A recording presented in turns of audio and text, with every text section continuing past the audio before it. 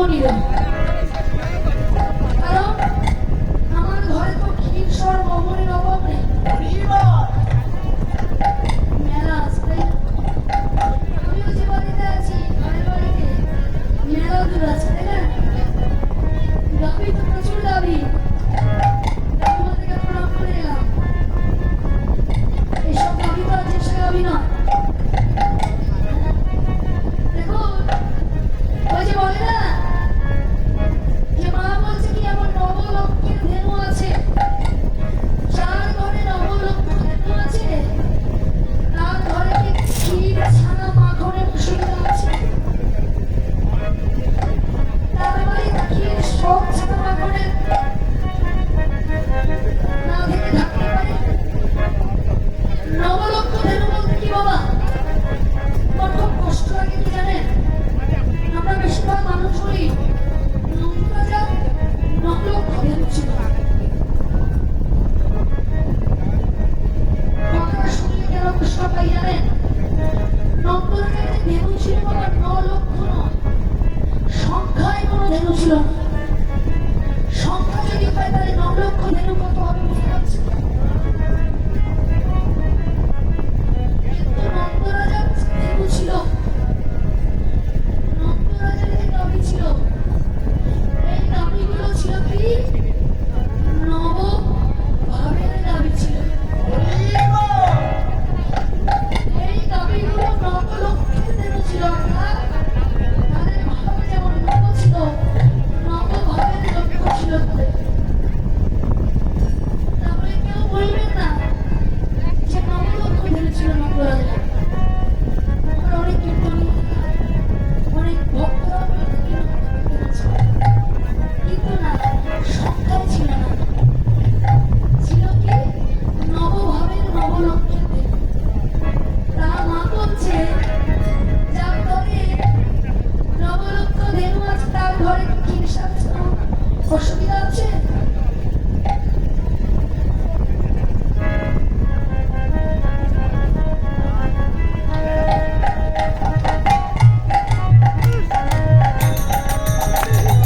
তাহলে দেখুন বলছে কোনো অসুবিধা নেই, আমি ক্ষীর সরছে আমার ঘর পরিপূর্ণ হয়ে যাবে।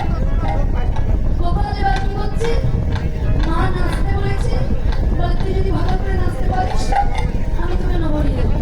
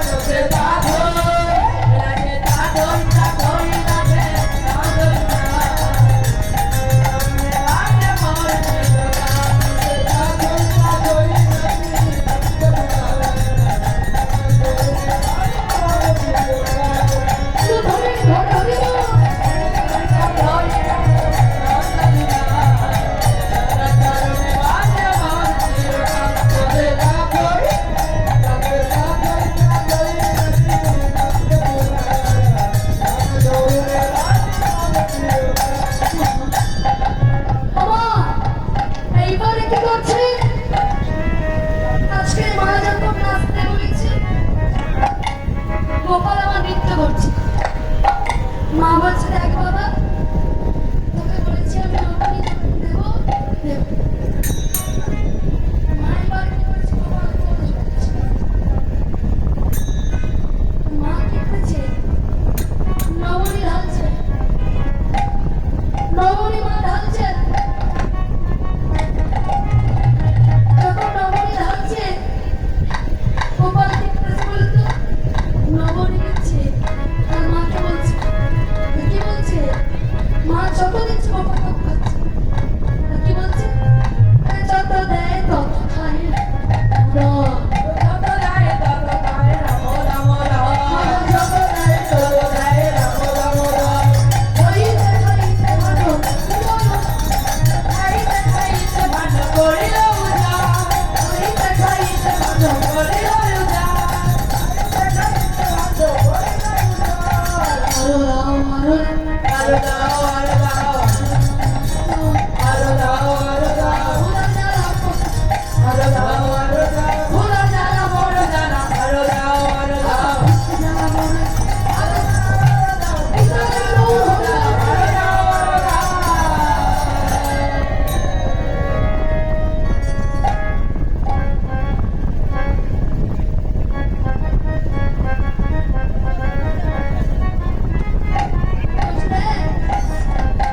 আমাকে আত্মা যখনই বলেছে মা দেখছে কি রে? এক ঘর নবনী ছিল, এক ঘর নবনী ছিল, সব ভাণ্ড উজাড় করে গোপালকে দিতে হয়েছে। কিন্তু গোপালে ভোলাবিন্দুর অবস্থাটা বড় না। মা তো কাঁদছে, যখন গোপাল বলছে আরো দাও, মা আমি আরো খাবো আরো দাও। মা বলতে যদি না অপরে মতো দৃষ্টি করবে তাহলে আমার গোপাল এত খাবে কেন, আরো দাও করছে কেন? ও মা, মা যশোমতী ছুটতে ছুটতে চললেন, দিদি ও দিদি, কি হয়েছে রে যশোদা? ও দিদি শোনো না, ওই গোপালের কি হয়েছে তুমি একটু দেখতে আসো। যত দিচ্ছে আমার গোপাল বলছে হয়নি আরো দাও। বলছে তোর গোপালের পরে কোনো অপরাধ মতো দৃষ্টি করেছে, বাতাস লেগেছে। তুই এক কাজ কর, তুই গিয়ে ওই গিরধারীকে একটু পুজো দিয়ে আয়। এইবারে মা পুজোর জোগাড় করে নিয়ে এবার ওই গিরধারীকে পুজো দিচ্ছে। যতবার গোবিন্দকে দরজা বন্ধ করে রাখছে, ছোট্ট গোপাল ততবার বাইরে বেরিয়ে যাচ্ছে, পুজোর জিনিসগুলো ছড়াচ্ছে না। এবারে মা দরজা বন্ধ করে দিয়েছে। গোপাল তখনই ওই গিরিখোর ধরতে যাচ্ছে যে আমার সন্তানের মঙ্গল করো, আমার গোপালের যেন কোনো বিপদ হবে না, অপরাধ সব যেন চলে যায়। এইভাবে গোপাল দেখছে সেই গিরি গোবর্ধন পর্বত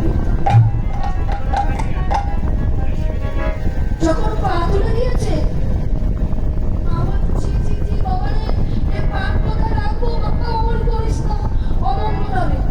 গোপাল কেন বলছে কেন, তুই তো বলিস আমি নাকি তোর ঠাকুরের ঠাকুর, তুই তো সবসময় বলিস আমার ঠাকুর নেই, তুই আমার ঠাকুরের ঠাকুর।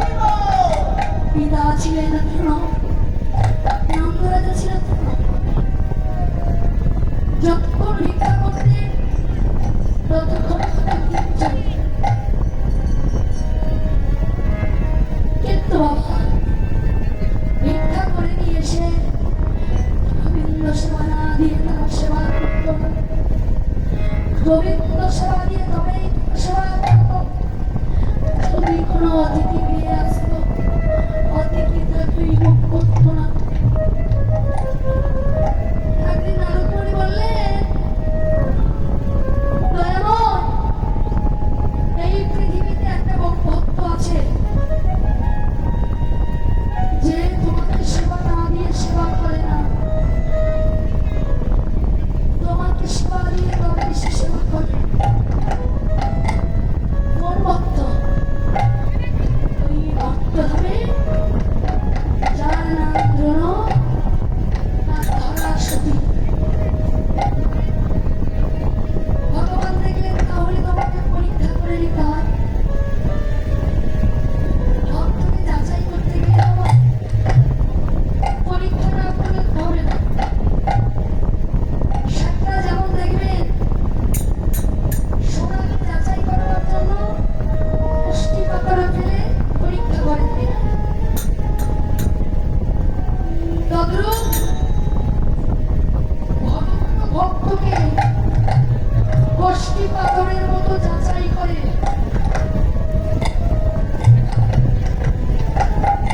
তাই বলছে,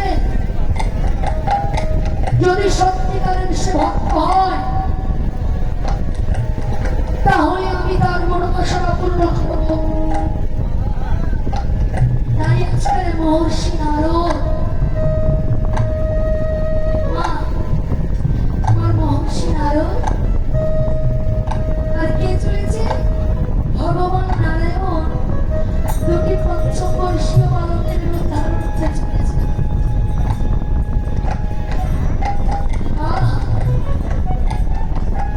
যখন গিয়ে দাঁড়িয়েছে, ওমা নারদ, কে বাবা তোরা? আমরা দুটি দুধের শিশু তোমার কাছে এসেছি কিছু সেবা করব। আমরা বর্তমানে খুব ক্ষুধা পেয়েছি, আমাদেরকে একটু সেবা দেবে না?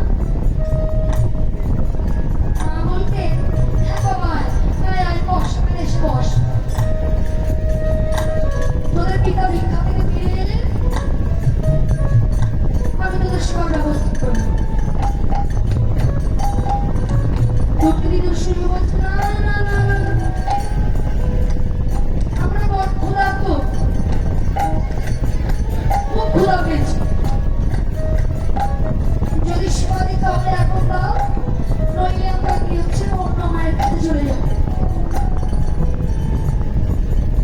কারণ কত মা জগতে করে আমাদের সেবা দেওয়ার জন্য কত মা জন্ম জন্ম ধরে কেঁদে বেড়ায়। তাই আমাদের তো সেবার অভাব হবে না। তুমি যদি সেবা না দাও আমরা অন্য গৃহে চলে যাব। মা বলছে, বেশ, বস। আমার স্বামী ভিক্ষা করতে গেছে, এক্ষুনি ফিরে আসবে। এইদিকে ভগবান দেখুন মা, ভক্তকে পরীক্ষা করবার জন্য সেই দ্রোণ যে ভিক্ষার সামগ্রী নিয়ে আসছিলেন, গঙ্গার তীরে আছাড় খেয়ে পড়ে গেলেন। ভিক্ষার সামগ্রী সব গঙ্গার জলে নিক্ষেপ হয়ে গেলেন। দ্রোণ চিন্তা করছে, আজ তাহলে পবিত্র সেবা দেওয়া হবে। ওই ভিক্ষার সামগ্রীগুলো সবকে জলে পড়ে গেল, আর তাই পবিত্র সেবা হবে।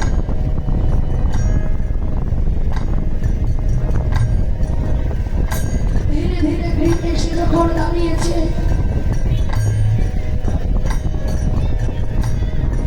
আজকে কোনো ধরা স্বামীকে বলছে, স্বামী দেখি দেখি তুমি কি ভিক্ষা করে এনেছো? আমার গৃহে দুটি দুধের শিশু এসেছে, ওদেরকে আমি সেবা দেব। দ্রোণ বললে, ধরা, আজকে ভিক্ষার সামগ্রী সব ওই গঙ্গার জলে পড়ে নষ্ট হয়ে গেছে, আজ তো পবিত্র সেবাও হবে না। আমার গৃহে যে দুটি দুধের শিশু এসেছে সেবা করবে বলে, তাদেরকে আমি সেবা দিতে পারবো না।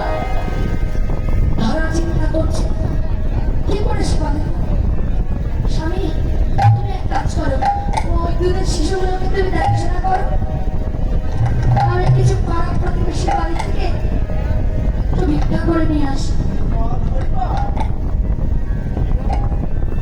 যখনই বলেছে ভিক্ষা করে আনি, মা, এই বাড়ি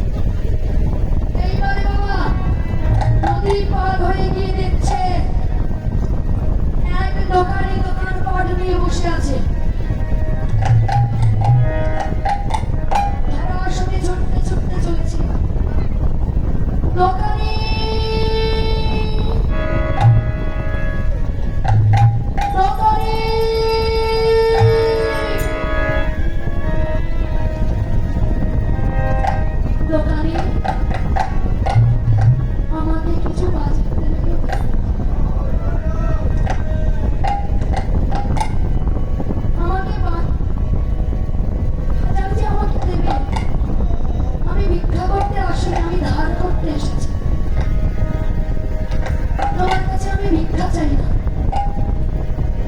কেন ভিক্ষা চাই না? জানে কিছুক্ষণে আগে ভিক্ষা করতে গিয়েছিলাম, কেউ তাহলে আমাকে ভিক্ষা দেয়নি বাবা, দৌড় দৌড় করে দাঁড়িয়ে দিয়েছে। তাই ভিক্ষায় আর আমি চাইব না। তাই দোকানিকে বলছি, দোকানি আমি ভিক্ষা চাই না, তুমি আমাকে কিছু বাজার ধার হিসেবে দাও। তুমি ধার হিসেবে বাজার দিলে আমি সেই মূল্য তোমাকে হিসাব করে আমি দিয়ে যাব। দোকানি বলে, বাহ বাবা, তোমার নাম জানি না, তোমার দেখা জানি না, তোমার বাড়ি চিনি না, তোমাকে বাজার দেব হতে পারে? আচ্ছা বলুন, এই বাংলাদেশে এসে যদি আপনাদের মুদিখানা দোকানে গিয়ে বলি, দাদা কিছু চার টাকা বাকিতে দাও, করে দিয়ে যাও, ওকে দেবে? বলবে তুমি আজকে থেকে কাউকে ভারতে পাঠাবে, আমি তোমার চিনি না, তোমাকে বাজারে দিতে পারবো না, সবাইকে তো বিতাড়িত করে দেবো। আজকে দোকানি বললেন, এই দোকানি কেউ, দোকানি অন্য কেউ নয়, তিনি হলেন সেই কৈলাসপতি মহাদেব। আজকের কৈলাসপতি মহাদেব এসেছে ভক্তকে পরীক্ষা করতে। দেখবো তুমি কেমন ভক্ত হয়েছ, কেমন করে তুমি অতিথি সেবা দিতে পারবে, আমি আজকে দেখে দেবো। মা এবার বলছে, তোমাকে আমি ধার দিতে পারবো না। ধারাসতী বলছে, শোনো দোকানি, নারী মাত্র পুরুষ জাতির মায়ের সমান, প্রতিটি নারী কিন্তু বাবা পুরুষ জাতির মা। কি ভুল বললাম? ওই যে কোনোদিন কোনো নারীর পরে কোন দৃষ্টিতে চাইতে নেই বাবা, জানেন? এই নারীর পানে যদি কোন দৃষ্টি দিয়ে কেউ কোনোদিন চায়, তার ধ্বংস অনিবার্য।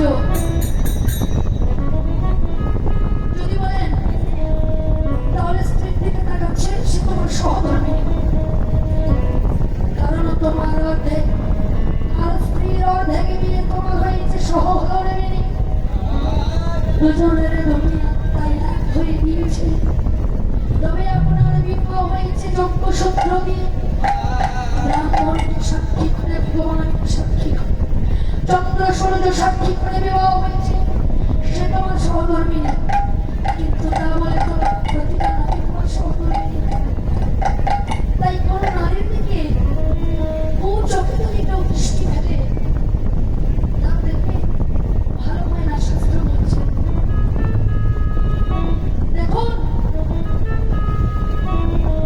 তাহলে একটা কথা বলি, যখনই মা বললেন আমি আমার এই দেহটাকে বিসর্জন দেব তোমার সামনে, তুমি চাইবে না তুমি একটা পুরুষ হয়ে তোমার মা তোমার সামনে বিসর্জন দিই, আর যদি একটা নারী তোমার সামনে মৃত্যুবরণ করে, তাহলে কি তোমার ভালো হবে? মহাদেব চিন্তা করছে কি?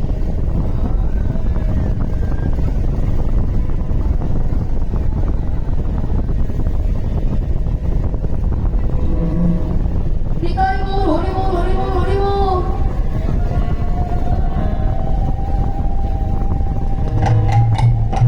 হৃদয় কি করছে মা?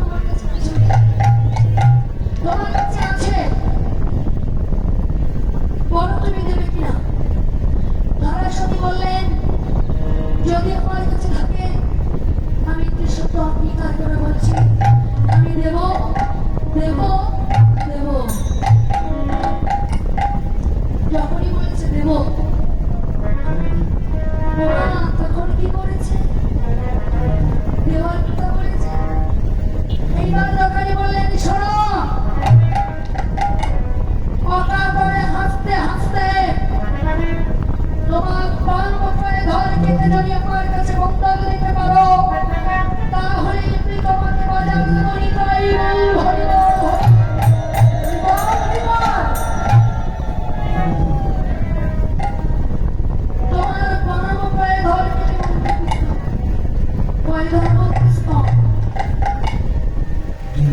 বুঝে গেল?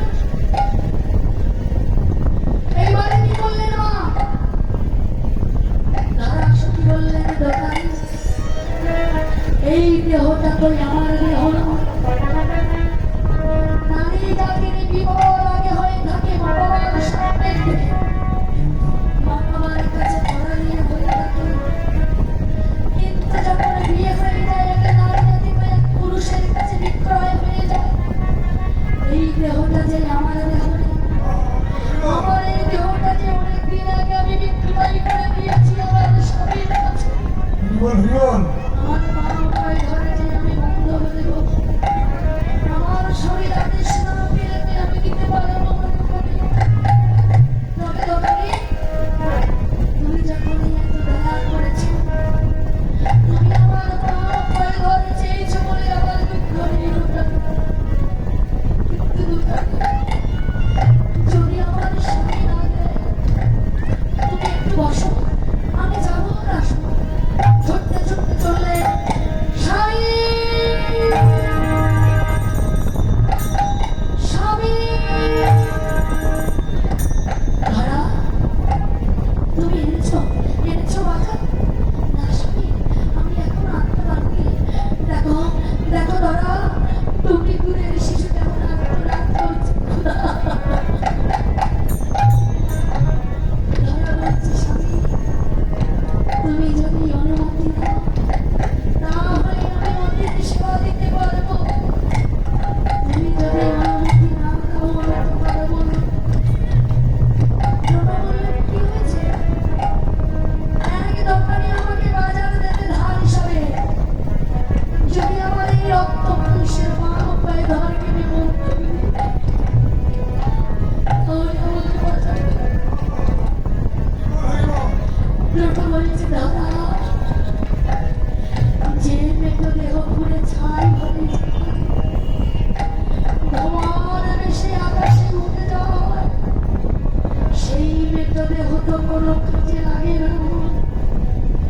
যদি তোমার রক্ত মানুষের মৃতদেহ যদি অতিথি সেবায় কাজে লাগে,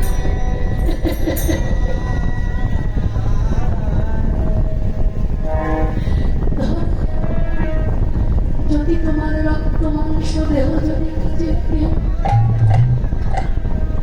আমি আমার যে তোমার মা বাবার ঘরে কেটে বন্ধক দাও তোমার এই দুটি দুধের শিশুর জন্য। দিয়ে তুমি তাদের শিকার আয়োজন করো। ওরা যে ক্ষুধার আর্তনাদ করেছে। ধরা বললেন, ভগবান জনমে জনমে যদি আমার স্বামীর মতো স্বামী আমি পাই, স্বামীর চরণ দুটো ধরিয়ে ধরে বলছে, হে স্বামী, জনমে যতবার আমি জন্ম নেব যেন তোমার সহধর্মিণী হয়ে আসে। তোমার সহধর্মিণী হয়ে যদি নিয়ে আসে, এমন করে অতিথি সেবায় আমি লেগে যাবো নিতাই গৌর হরি।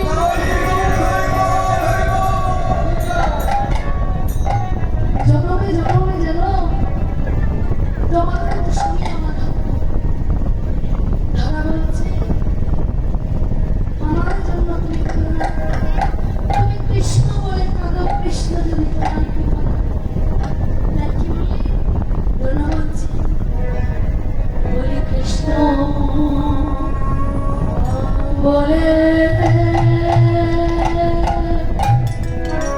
আমি কাঁদিতে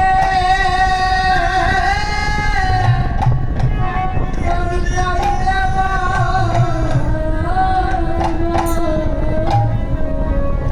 ভালোবেসে না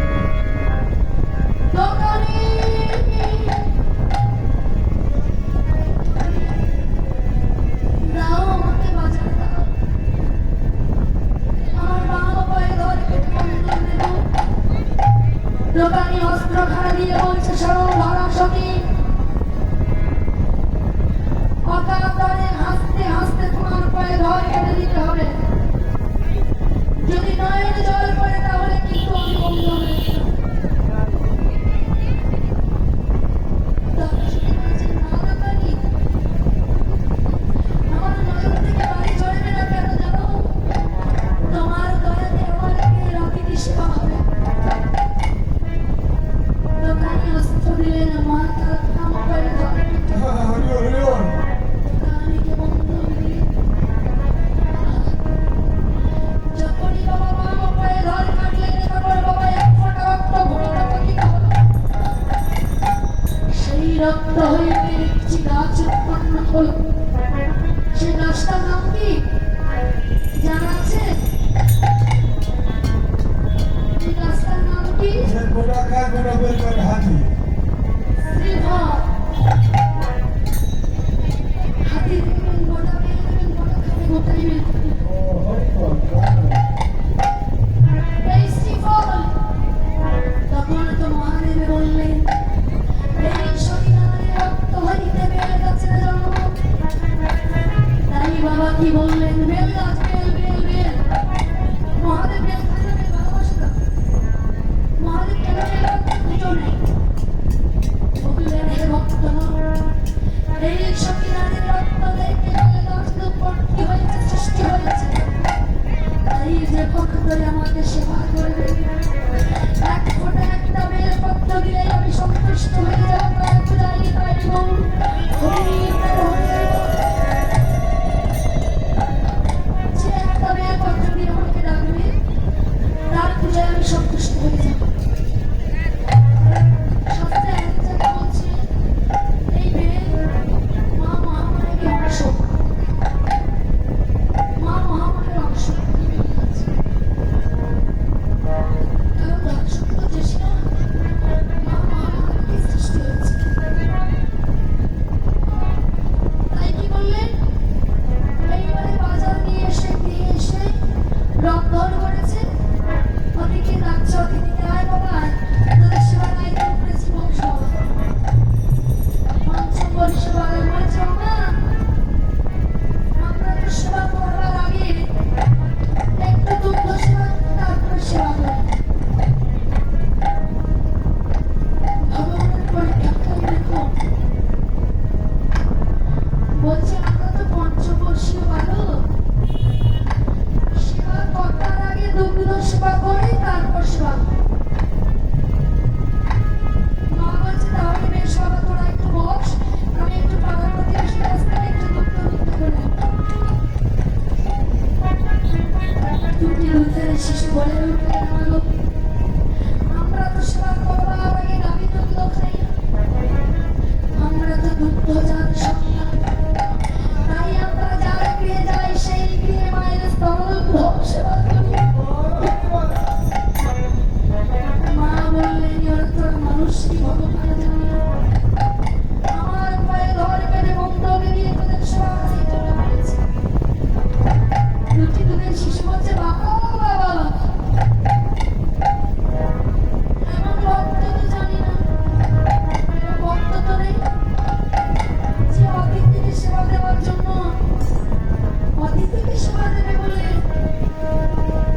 সে এত কষ্ট করে নিজের দেহটাকে কেটে ফেলবে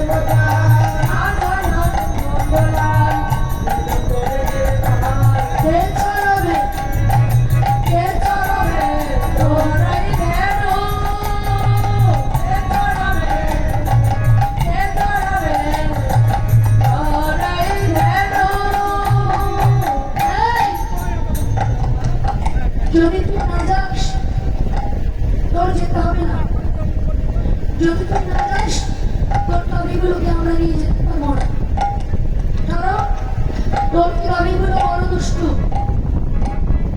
বড় মঙ্গ লুটে খায়। তোরা গাভীগুলো বিক্রি করে মা তোর গাভী তুই আলাদা করে নে। যশোমতী শ্রীরামের কথা শুনে বলছে, এই গাভীগুলো আমি বিক্রয় করে দেবো, নিতে হবে না আমাদের গাভী। নন্দ রাজা ঘরে এলে আমি বলে দেবো গাভীগুলো বিক্রয় করে দিতে। শ্রীরাম দাম বসলাম বলছে, মা গাভী যদি বিক্রয় করে দাও তাহলে তোমার রাম আঠারো কি হবে? আমি ব্রজের ঘরে ঘরে ভিক্ষা করে খাওয়াবো। তাই শুনে হাসছে, বলছে তাই নাকি? বলছে হ্যাঁ। ও যখনই বলেছে এদিকে দাঁত পলাই এসেছে, এ ভাই কিরে বেলা কি হয়নি নাকি? তুই যাবি না? তুই যাবি না? ভোটের সময় হয়নি? যখনই বলাইতে দেখি মা বলছে, হ্যাঁ রে তুই নাকি প্রতিদিন তোর ছোট ভাই খানাইতে মারিস, পিঠে মেরে নাকি দাগ করে দিয়েছিস। বলাই শুনে বলছে, ভাই খানাই তোকে আমি মেরেছি বলে অমন করে বলছিস, কিন্তু তোকে আমি কত ভালোবাসি তো তুই মাকে বললি না। তুই তো নিজে বলেছিস বড় দাদা ভাই শাসন করতে পারবি। কানাই শুনে বলছে, দাদা কে বলেছে তুমি ভালোবাসো না? তোমার মতো দাদা কজন আছে? তাই কি বলছে মা? বলছো বলি তোমার মতো দাদা